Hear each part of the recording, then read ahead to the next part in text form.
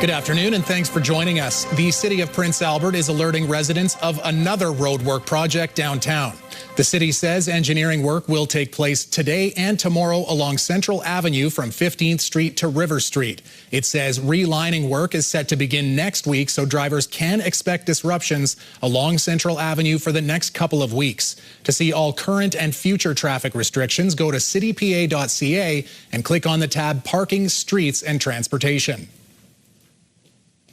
A woman from the United States has died following a rollover west of Shellbrook. RCMP say a car and an SUV collided on Highway 3 near Mont Nebo Friday night, just before 9:30. The woman driving the car, a 75-year-old from South Carolina, died at the scene. The driver of the SUV was sent to hospital with serious injuries. RCMP say as of this morning at 8 o'clock, 72 people have died in 59 crashes on roadways policed by Saskatchewan RCMP.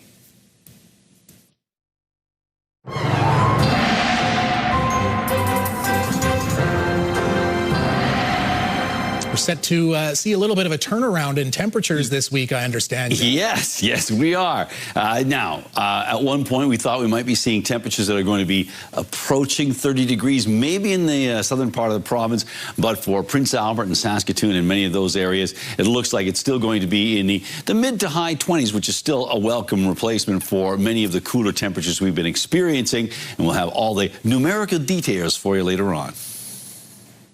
The City of Saskatoon's Development Appeals Board has denied an appeal to allow construction to continue on an oversized home in Nutana. The nearly completed three-story home on University Drive is 1.4 meters over the 8.5 meter height limit and is also too wide. The city issued a stop work order after an inspection in May. Current owners say they did not know the home violated zoning rules when they bought it in 2025 from the real estate developer Carl Miller, who died in a collision on the highway in 2023. The board found relaxing the standards would defeat the intent of the zoning bylaw. The family declined to comment, saying they are considering their next steps. The decision can be appealed to the Saskatchewan Municipal Board within 30 days. Saskatoon fire crews had an unusual task on Friday night when they rescued a man trapped in a drainage pipe. The fire department was called at around 8 p.m. for a man who was trapped in the grating of a drainage pipe in City Park. 2 rescue trucks responded and used a rope system to pull the man out of the pipe. The grating was cut and the man was pulled to safety and was assessed by paramedics. Much of the northern area of the dog park is an open excavation site, with construction crews repairing 2 underground pipelines in the area. Hundreds of classic and custom vehicles lined the streets of downtown Saskatoon over the weekend. Show and Shine organizers estimate more than 30,000 people attended the event, which stretched across 14 blocks. More than 40 car clubs participated in the event, billed as one of the largest outdoor car shows in Western Canada. My dad actually brought me every year to Show and Shine when I was a kid, so now I'm seeing families pass on that tradition, and I really love it. 44th year of the Show and Shine Downtown Car Show. And this year's Saskatoon Folkfest is being called a success.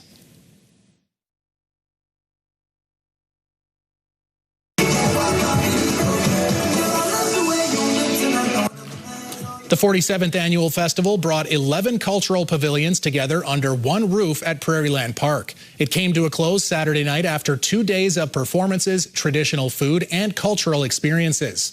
This year's festival featured 11 pavilions representing Bangladesh, China, India, Iran, Latino, Nepal, Nigeria, Norway, Pakistan, the Philippines, and Vietnam.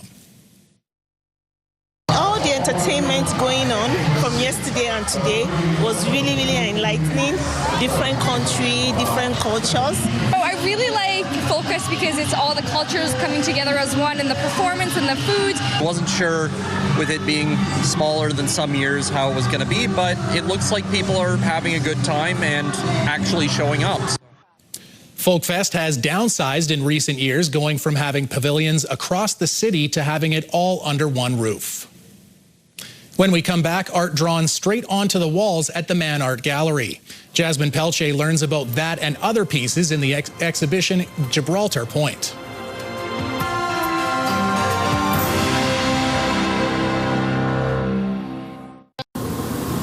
I am at the Man Art Gallery with Gallery Operations Manager Lindsay, who has a little background information on the current exhibition that's up here, Gibraltar Point. So what sort of exhibition is this in terms of content and then like medium?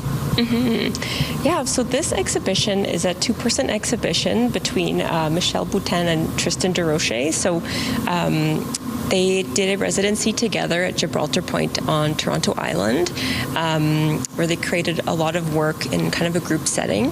And they also have a mentor-mentee relationship as well. So as part of their connection, they built this set of work, which includes a lot of photography from Tristan and also a wall drawing that is done directly on the wall here by Michelle, as well as some installations and a projection. He also did some performances related to this exhibition, but it was really fun having him here for about 2 to 3 weeks. He was in the gallery drawing directly on the wall with charcoal and charcoal from his fire pit and everything like that. And so he was like another team member for a couple weeks, but he created this beautiful piece directly on the wall here. And he did a similar piece at the residency in Toronto as well, which was a lot kind of lighter and more wispy. But then in this space, it became a lot more like a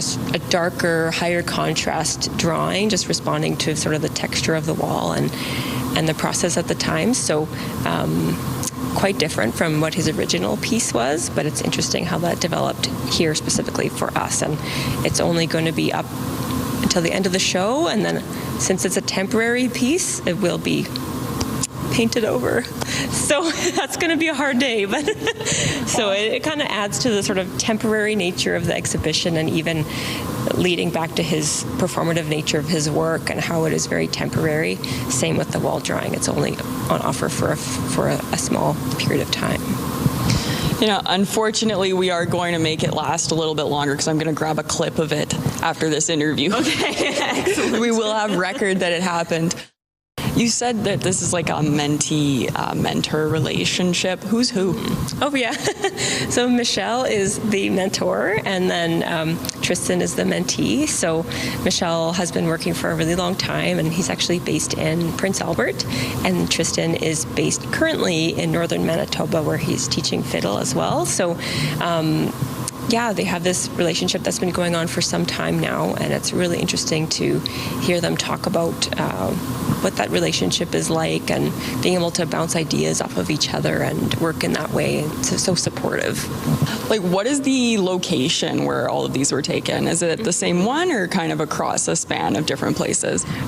It is across a span of different places. So there are quite a few from Gibraltar Point at the residency, but there's also some from where he's living in Manitoba as well, kind of in this long line of photographs. There are some from Manitoba and then some leading over to Toronto as well. So it does kind of span a little bit more locations and sort of responding to where Tristan's from and where Tristan went for that residency. As someone with like an artistic background, what is the most like interesting part about this exhibition to you? I think the more I look at the exhibition, the most interesting aspect of it is sort of the temporary nature of the installation on the wall and the performative elements that Michelle did. He performed at the street fair and also at the reception. Tristan also performed on the fiddle at the reception, and even just hearing Tristan speak about how photography is sort of an attempt to capture beauty in a moment that really can't be described, and it can't even be captured fully, but just that temporary nature of art making and how that reflects kind of our existence as being temporary as well. Just a lot to think about, and it really draws the whole exhibition together in that way. Okay, so if you're looking for some food for thought, you can come check out Gibraltar Point until September 4th. All right, great. Well, thank you for speaking with me. Thank you so much. After a short break, Jeff breaks down the weather to start your week. Plus, doctors concerned that more families are rejecting vaccination for newborns.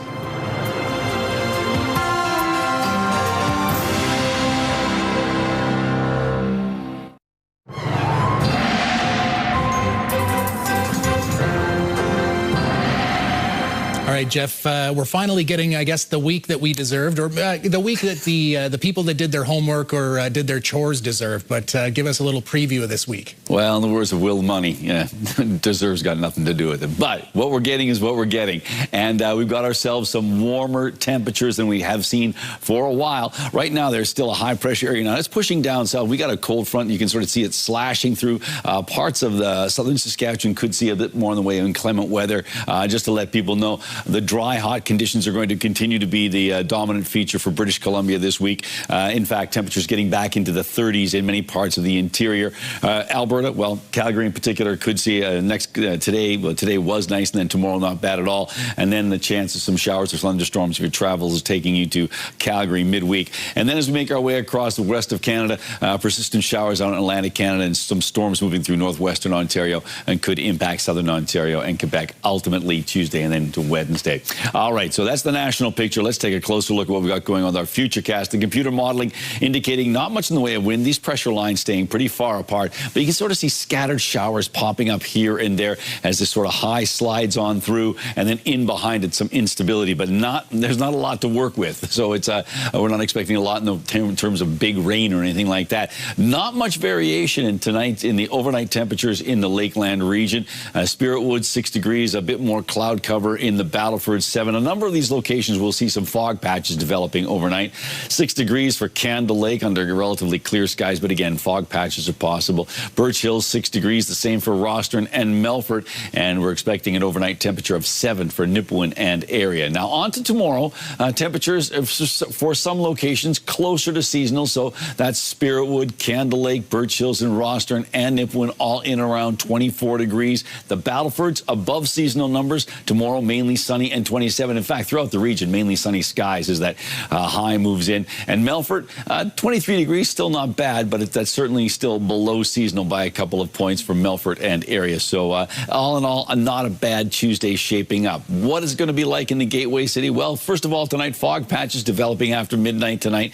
The winds start to back off, and that helps that to develop. 6 degrees is the expected overnight temperature. And then as we roll into Tuesday for Prince Albert and area, 24 degrees, so back to seasonal temperatures, mainly sunny skies, winds out of the southwest at 20 kilometers an hour, so a bit of a breeze. Hey, it keeps the mosquitoes away, doesn't it? Then 26 degrees on Wednesday, Thursday and Friday, mainly sunny skies, temperatures of 25 on Thursday, 24 on Friday, Saturday 26 degrees, and then looks like Sunday could be a bit dodgy with a chance of showers and a risk of a thunderstorm and a slight chance of showers on Monday as well. Sunday and Monday expected to top out at 24 degrees.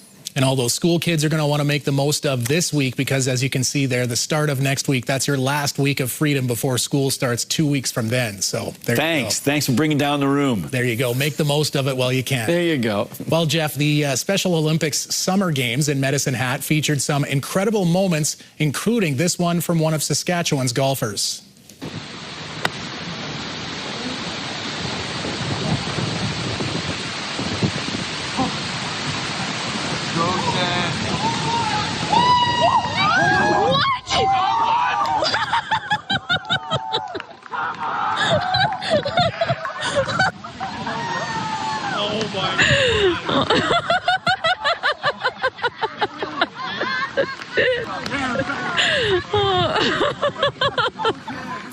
Regina's Taylor Carter knocked in that hole-in-one on the 135-yard par 3. His nephew Ashton was almost as excited as Carter, who would go on to win gold for Team Saskatchewan. It was part of Carter winning gold, part of 24 gold medals, rather, for Saskatchewan, and 63 total medals at the Summer Games. And Canada's flag football teams will participate in the sport's first ever appearance at the 2028 Olympics in Los Angeles. And they will, Morneau will run it right into the end zone. Team USA unable to pull the flag. Morneau as slippery as they... Both the men's and women's teams clinched spots this weekend at the IFAF World Championships in Dusseldorf. The men's team beat Mexico to earn third place on Sunday. The women's team beat Mexico in the semifinal to qualify. Then they capped off the tournament with a 27-20 win over the United States for the World Championship. Since the IOC got rid of demonstration sports and replaced it with optional sports for specific games, the athletes will be competing for official gold, silver, and bronze medals. Flag football status for the 2032 games will be decided at a later date. And the Saskatoon Berries became the Western Canadian Baseball League champions last night. The Saskatoon Berries are Western Canadian Baseball League champions. A final score of 11-1 against the Sylvan Lake Gulls. The Berries sweep the series in 2 games at their home field. This is the first time the Berries have won since joining the league. In 2024, the team won the Harry Hallis Memorial Trophy in front of a packed crowd at Cairns Field. Crazy, just the feeling of winning it all and just doing it with a great group of guys, seeing so many people. I've had so many people text me congratulating me on a big win, and so many people from Saskatoon too just congratulating me. So seeing the city behind everybody was amazing. After helping his team secure its first league title, Shackelford was named the WCBL's postseason MVP. And former Saskatoon Berries star Carter Beck had a breakout game last night while playing for the Atlanta Braves affiliate, the Augusta Green Jackets. Cracked out to deep center field. That's over to Brunshead. That ball is gone! Beck had a huge night, going 4 for 5 with that home run, 5 runs batted in, and a stolen base in a 9-6 win over the Charleston River Dogs. He has 44 at-bats in 11 games this season in single-A ball, and he's got a .409 batting average. Beck was the 26th overall pick in this year's draft, part of the prospect promotion incentive, which rewards teams for starting rookies in the majors.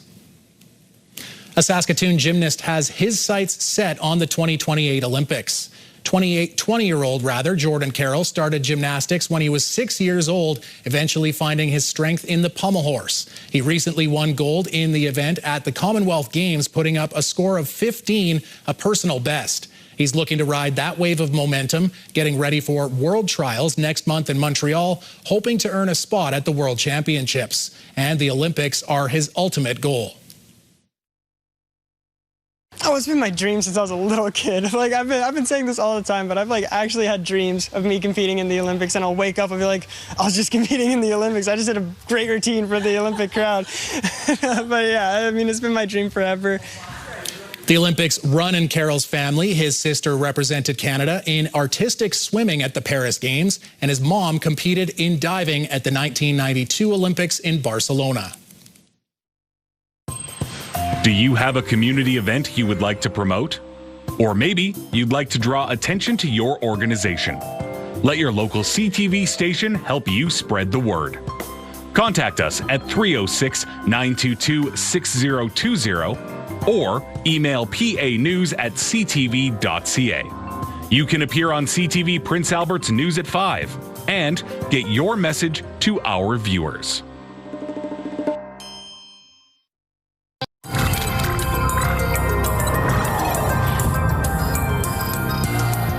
Doctors are warning about a disturbing trend, parents refusing an injection of vitamin K for their newborns at birth. It's been common practice in Canada since the early 1960s and helps with clotting to prevent brain bleeds. Heather Wright reports.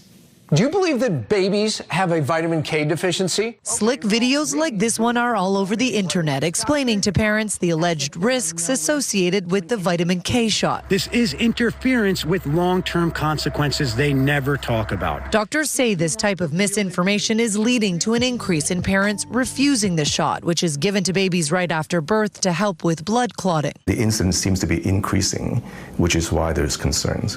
Dr. Eugene Ng is a neonatologist at Sunny Sunnybrook Hospital in Toronto and says because babies are born with a vitamin K deficiency, a shot of the nutrient is given to prevent a rare but potentially life-threatening condition known as vitamin K deficiency bleeding, which can lead to brain bleeds and long-term brain damage. Late vitamin K deficiency bleeding is associated with a 3 times higher risk of intracranial hemorrhages, meaning that it's bleeding into the brain. And bleeding into the brain is a severe complication.